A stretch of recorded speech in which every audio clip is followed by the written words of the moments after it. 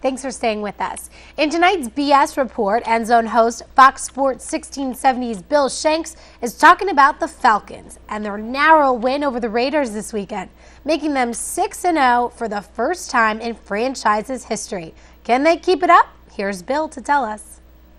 The Atlanta Falcons are 6-0 on the season now, and this should be a great piece of news, and it is. There's no doubt. The Falcons have never been 6-0 in their history. They've never been 5-0, so they're having a great start to the 2012 football season. But are they built for the playoffs? They have a week off this week, a bye week. They'll come back and have some tough games against the Eagles and the Saints and the Cowboys. This is going to be a tough stretch for them when they get back off this bye week. But they've got to determine some things. Can they do well in January if they continue on this path, and especially if they have home field advantage and get a bye in that first round? Can they be set and ready to go and do something they haven't been able to do in 3 of the last 4 years, and that is win a playoff game?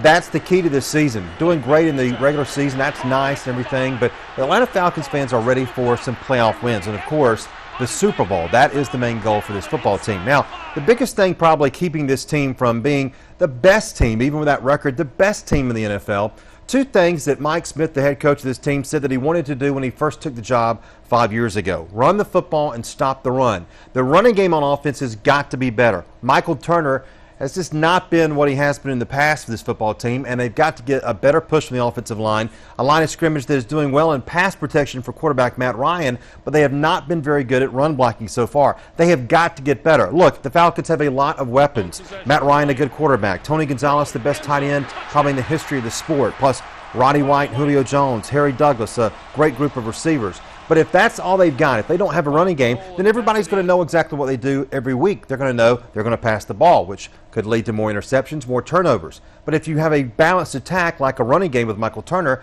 you're going to be very tough to beat come January when you're going to be playing some of the best defenses in the NFC and if you get the Super Bowl in the NFL.